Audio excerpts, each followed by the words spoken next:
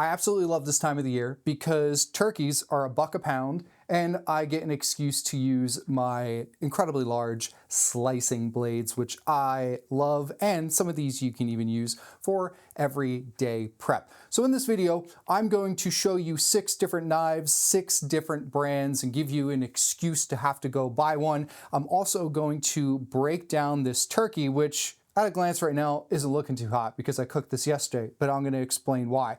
Let's pretend this came hot out of the oven. I'm going to show you how I would recommend breaking it down, give you a few tips and tricks of prepping it, cooking it, some other cooking alternatives, and I'm also going to share with you how I go about prepping many turkeys throughout the holiday season and preparing my turkey the day before so I don't have to worry about it not being cooked in time for dinner. So let's dive in. The knives that I'm going to be featuring today include the Enso SG2 9-inch slicer.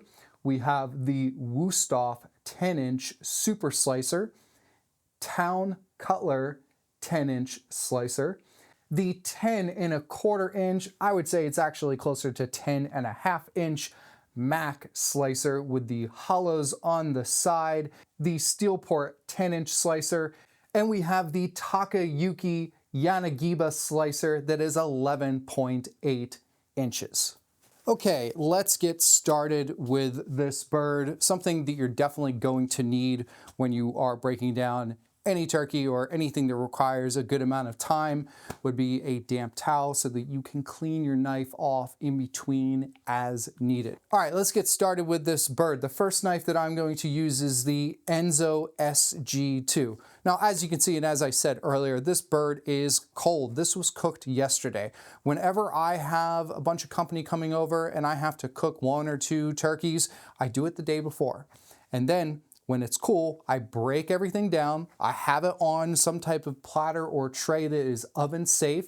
I'll put a little bit of turkey broth or stock or even some gravy in there, cover it with a bit of foil, put it in the oven and let it reheat and come back to life. And what I found with this is that drier bits of the white meat actually aren't as dry the next day when they're reheated. And the dark meat doesn't get chewy either. I usually don't cook turkeys like this. I usually do a spatchcock turkey where you basically cut out the spine, you flatten it down by breaking the breastplate, and it cooks so much more evenly. The bird here last night, I attempted the top here and it was at like 175. Meanwhile, the bottom part of the breast was only 138. This is not really the best way to cook a bird because you're going to get uneven cooking temperatures all throughout. It's not all going to be done at the same time. So when you spatchcock, it's a little bit better. But if you do cook a turkey this way, I don't blame you. It's the most traditional. People love seeing the whole bird come out. So if you're delivering the bird to the table and you're going to break it down in front of your family, here's a couple things you can do to make it easier and to show off your knives. Okay, the very first thing that I'm going to do is remove the legs. So I'm just going to slice down right there. And then if you just pull up ever so slightly, you'll eventually get right to the joint. I also like to remove the wing. Same thing, if you just kind of pull it a little bit, that joint will show itself. You don't have to really put a lot of force. You don't want to catch your nice Japanese blade into the bone and torque it. That would not be good. So let's talk about the Enso slicer. This is 9 inches long. We have a K-tip, and what's great is not only is this a slicer, but this can also be used as a boning knife. So you can use this to trim roast and pork loin, brisket, you name it. It's great as a multi-purpose slicer slash prep slash boning knife. 101 layers of stainless steel Damascus, an SG2 core with a 63 Rockwell hardness. This has a bolster going down into a micarta handle with red inlays, a mosaic pin, and the kanji at the butt of the knife. Step 2. With the Cutler slicer, what we're going to do is come right down the center just a little bit into the skin. And now I'm going to peel the skin back, use the knife as needed if it gets caught up at all, and I am going to save this and crisp it up right before service because no one likes soggy poultry skin. No one. Now, to keep this from curling up and getting all funky, what you can do is take a wire rack like this, put it upside down on top of the skin on a tray, and crisp it up when you are also crisping up the legs and the wings. Okay, quick tip for your turkey. Right here is where the wishbone is, and you can see that it's cut right there. So if you just take your blade, when this is raw and you're prepping it, give it a little slice there and a slice there right along the breastplate. What you can then do is reach in and you can pull out the wishbone. It might take a little extra work. It's a lot bigger than a chicken, but when you do that, what that allows you to do is that when you are taking the breast off, you get a lot more of the meat because you don't have that bone that is sticking out and preventing you from getting closer to the breastplate. So what you want to do now is go right at the top, right along the breastplate there. Follow it down.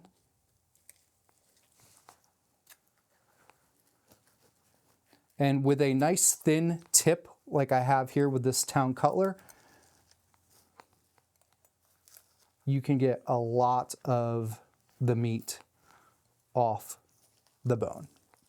Something that's great about this knife as well is it has some flexibility to it. So getting in those curves of the breastplate, this is actually great for that. It may, to some people, have a little bit too pointy of a tip. You'll find yourself kind of gouging through things, so you just got to go lightly, and it is sharp enough that you don't have to put a lot of pressure when you're using this blade. Town Cutler is based out of Reno, Nevada. This is a US made blade. We have 10 inches of Nitro V stainless steel. There is no bolster, full tang with a Mexican blanket micarta handle. This is a very lightweight knife, and because of the bit of distance you get from the heel and the choil to the cutting board, you can actually use this for everyday prep. I've done it just to test it out, and it works very well even for the rock chop. We'll bring this back out in just a minute. Next up is the Wusthof Classic Super Slicer with the scalloped edge and a single bevel. I normally wouldn't use this knife to remove a breast because I don't have any point to it. But because I normally wouldn't use it is why I'm going to use it just to see if we can. Now, what's great about the scalloped edge is that you get some grip into the product that you're working with, but it's not going to saw away and kind of dig into the product. All right, let's see here.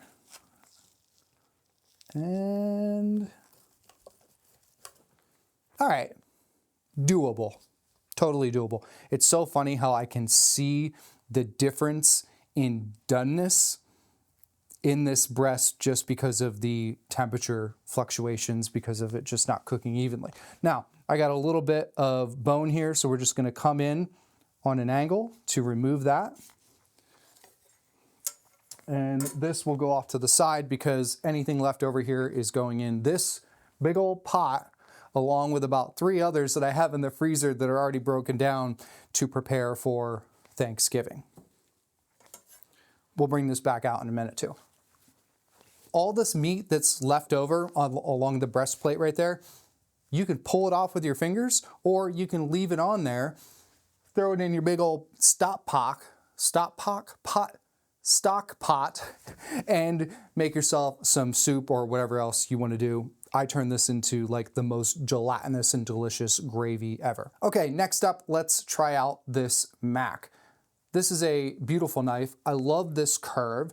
This is unique among the other ones because of that curvature. You're not getting a direct surface area contact throughout the blade. So with this type of knife, you are really relying on that slicing type of motion and curving your wrist.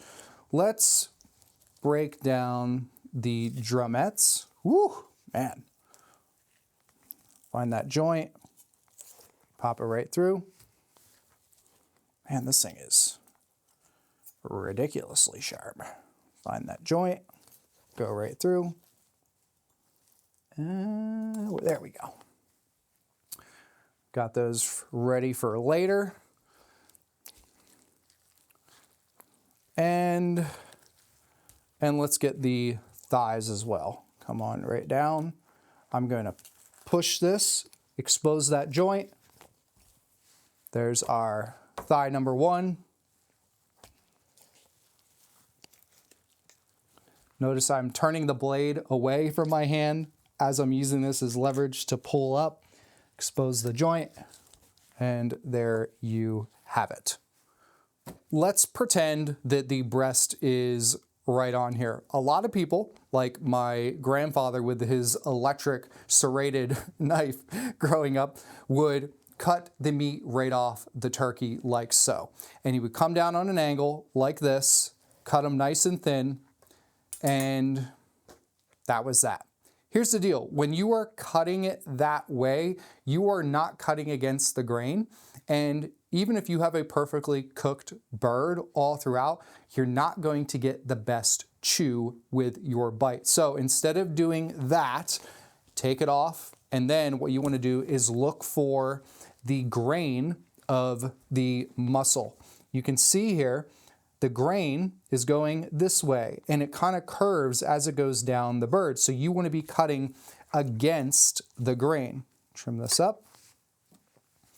So instead of cutting it this way, you're just going to go on a little bit of an angle. So some pieces are going to be short, some are going to be long, and you will end up with beautifully juicy, tender slices. Whew, man, this is just Mac, I'm telling you, for the price, you can't beat it. These are all great knives, but something about the curvature of that I really like for that type of slicing motion.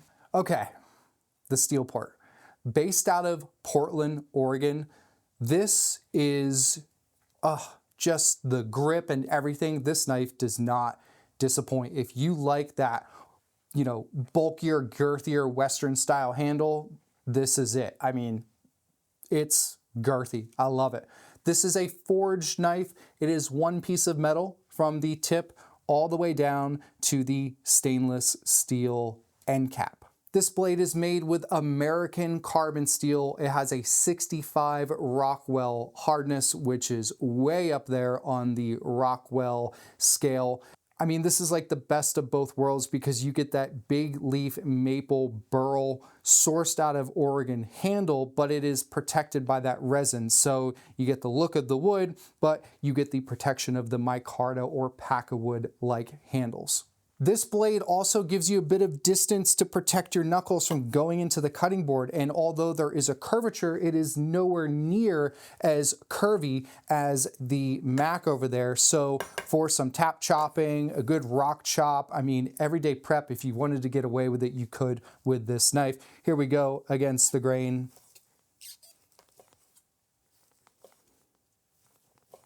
So one of the things about a slicing knife that is really good is that you get length, so you can do less sawing. You don't have to be going back and forth like this. This is real sticky right now and it's cold, so I'm finding myself going through it more. So I just want to show you though, if you want to go like this, you can, or you can just push and pull back. If you wanted to treat this like sushi with that single motion slice, you can with all of these. It's fantastic. Just cold turkey, I don't know. I guess a little bit of a saw ain't hurting anybody. Okay, the last one that you haven't seen yet. Whew. I mean, it's a sword, folks. 11.8 inch blade.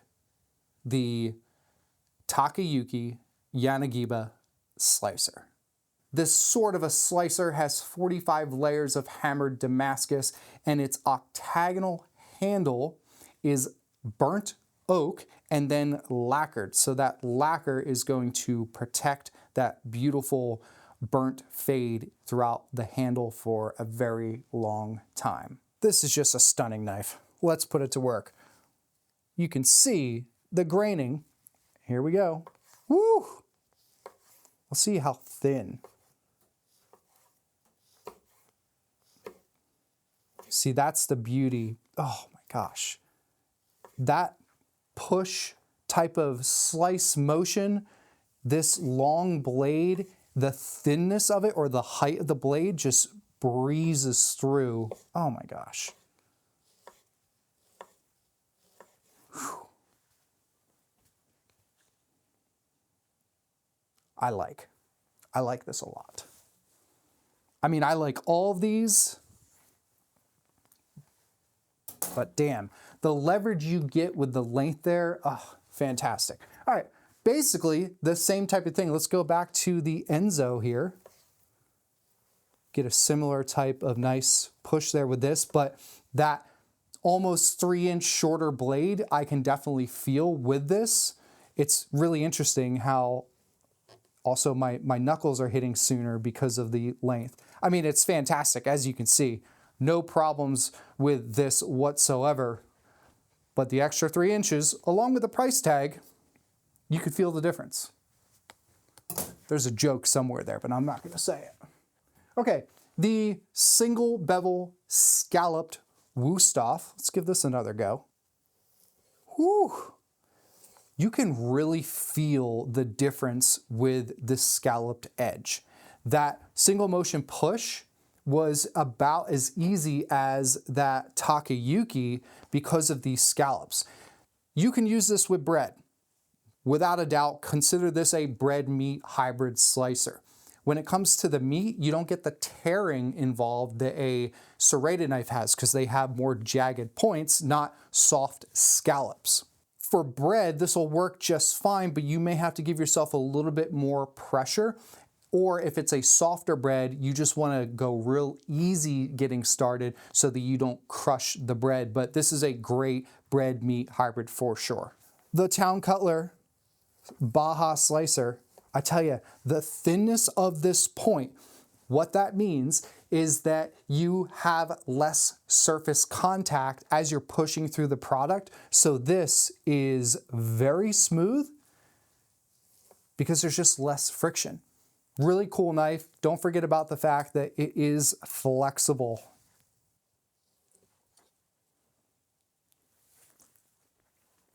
Let's go back to this Mac for the last little bit here.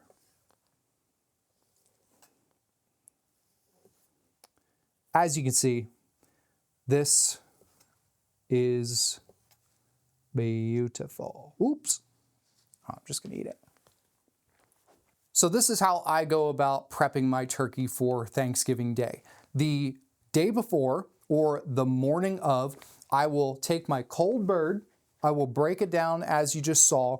I will slice all my white meat. I'll take the skin off of the thighs here. I will pull all of the dark meat and cut it into bite-sized pieces. Then I will take the crispy legs, the wings, and the drumettes, and I will crisp them up with the skin on in the convection oven. If you don't have convection, your air fryer, if you don't have that, just throw them in your oven at like 450 degrees. And when you see them bubbling, temp the inside, make sure it's above like 100 degrees just so it's warm in there. And you want to serve these like right away. I will also crisp up my breast skin and the thigh skin for those who like that little extra nibble. And the last thing that I'm going to do with this carcass is put it in a big old pot with the pan drippings and the carcass and neck and pan drippings of all the other turkeys that I save up, like probably 4 or 5 by the time Thanksgiving comes. Put them in a pot with a bunch of water, some mirepoix, aromatics, a little bit of thyme, some black peppercorns, and I'm gonna make an absolutely delicious stock. Technically broth because there'll be a little bit of meat on the bone still. I love that, gives it extra flavor. Then I combine all my little leftover tidbits like this, and I will make soup. I will make the most decadent gravy in the world because of all that flavor I'm bringing together, and I am good to go for Thanksgiving. So there is zero waste here. And what's great is on Thanksgiving Day, when I've got a bunch of people to feed, I don't have to worry about my turkey being done on time because it's already done. I will crisp these up in the oven with the convection setting on or an air fryer, get them nice and hot and crispy. Then I will take all of the pulled dark meat and all of my sliced breast meat. I will put it on a serving tray like this. I'll put a little gravy at the bottom or even just a little bit of my stock or broth. Cover it with some foil, throw it in the oven at about 300, 350 degrees, and just let it heat up. That little bit of steam is going to bring everything back to life, and I'm telling you, your dry little bites of turkey breast meat are going to taste a lot better, and they're gonna have a much better chew, or no chew. They're just gonna be better. I'm just telling you, give it a go. It's so much more relaxing as well when you don't have to stress about your bird not hitting temp on time.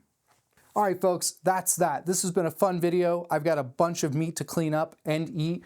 You got to see the Steelport, the Takayuki, the Mac, the Enso SG2, the Town Cutler Baja Slicer, and the Wusthof Super Slicer. All of these are phenomenal.